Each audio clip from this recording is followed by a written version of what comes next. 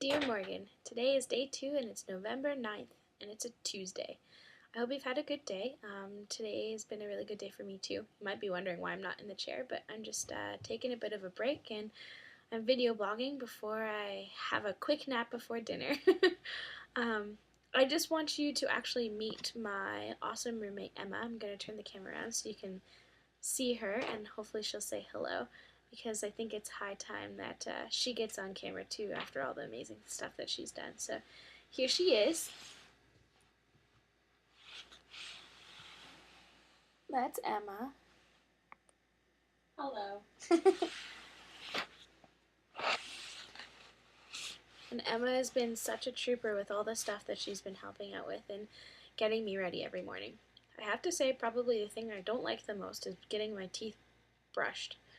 I don't know what it is, but my teeth are really ticklish and I don't know, there's something about it. They're just so ticklish and I make the funniest faces. We'll have to get it on camera tomorrow morning or tonight when it happens. Anyways, last night after I posted, I just went right to bed and slept a really nice sleep, and it was good. This morning, woke up, there was less glitches in the process of getting ready this morning. I got down to my meeting on time. And then actually Jenna, one of my friends from KI, picked me up to go to class because we had my knowledge integration class today. And we were actually late for the class, which I felt really bad about, but there wasn't really anything we can do because we found that like when we were going through the doors and stuff on campus, it was really difficult to make it to class on time when there was no one there to open the doors for us.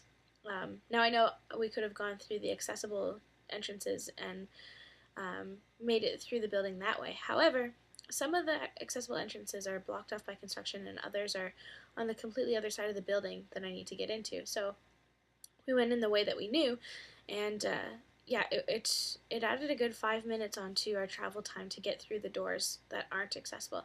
It really is shocking that not all of the outside doors are have the button to open the doors automatically.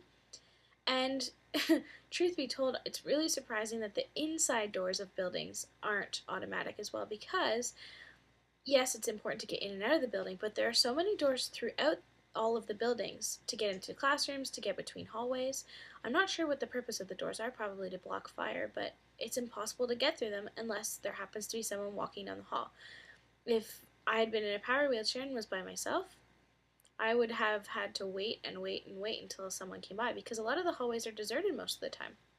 So, just something to think about. Like, it was just flabbergasting how difficult it was to get through campus today. Not only that, but we were talking about how doors open and which way they open. We found that if they open away and into wherever we're going, it's a lot easier than when they open up towards where I'm sitting. And I guess it depends on what side of the door you're on, which way it opens, right? They both open that one way each way, so you're either about to get hit by it or it's you're clear. But I'm thinking, like the sliding doors that disappear into the walls, those doors are so much better, because you don't have to worry, and they're motion censored, so you don't even have to press a button. Those are amazing doors. But then there's also the doors that don't do that. And what if doors open on both hinges? So whatever side you pressed the button on, it opens inwards towards that way.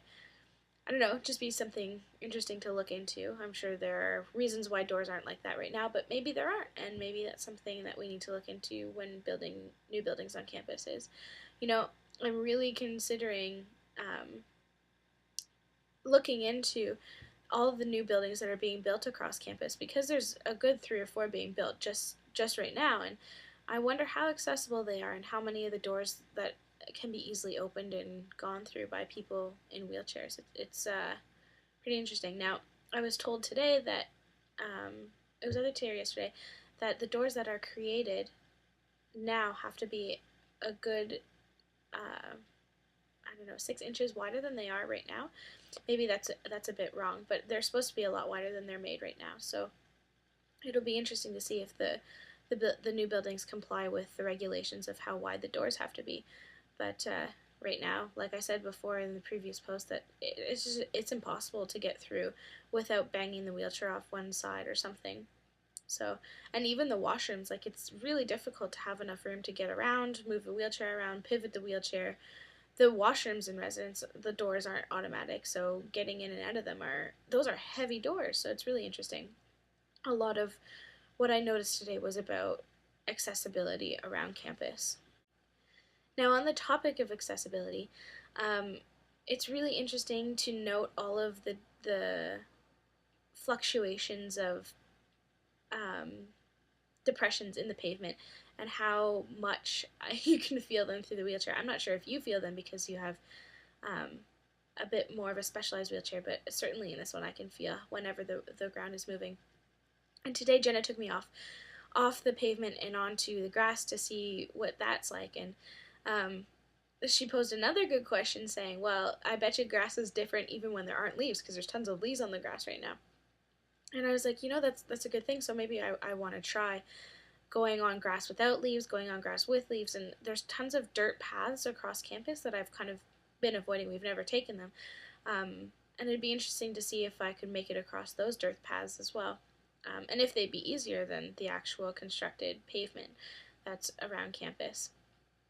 Yeah, so there's lots of new things about accessibility that we had to tackle around campus today. Um, Yesterday we had to go into the White Room in St. Jerome's, and it has stairs everywhere, and it wasn't until after we remembered that if you have a key you can get down the ramp. So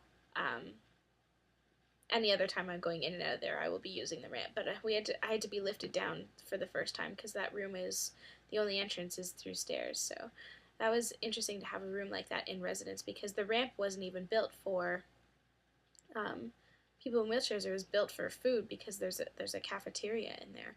So it would be really interesting to see how people would be able to get into that area if they were in a wheelchair, and if they would have to have special access to that ramp so they could get in and out of the pantry and in and out of the White Room.